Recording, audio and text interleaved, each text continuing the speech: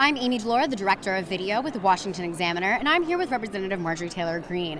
Now, there's obviously a lot of controversies floating over Biden's speech tonight. What are you hoping he will say, or what do you expect you wish he would say tonight for the American people? Well, he owes the American people an apology. He owes the American people an explanation, because he knew China was floating a Chinese spy balloon over the United States. As a matter of fact, they knew about it on January 28th.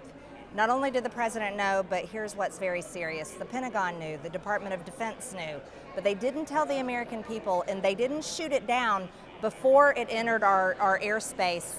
They allowed the American people to spot it with the naked eye. American people were looking up and seeing a Chinese spy balloon. Everybody's asking, what is this thing? And then they finally had to admit what was going on. But what's worse, and this is what has Americans all over the country freaking out about, is we all know that that spy balloon gathered intelligence all over our country, our military bases, our food factories, our cities, our critical infrastructure, everything they need to know to attack the United States of America.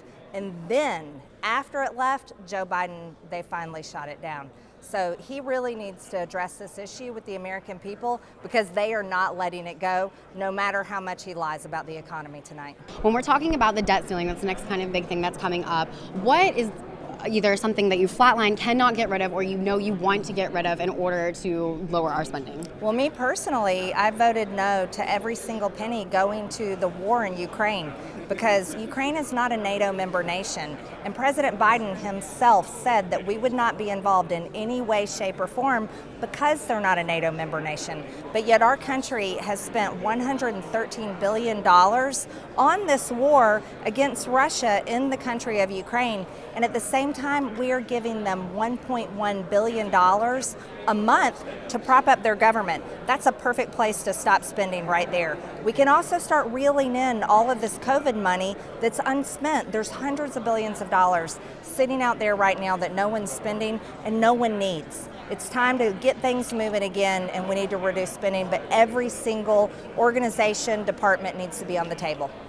And about Hunter Biden's laptop, I know you are very passionate about that. Do you think that there also needs to be an apology from our own FBI? We're learning with all these Twitter files about suppressing the information about that when the journalists were trying to get out the real story. Yes, and thank you so much for trying to get out the real story. You guys tried really hard.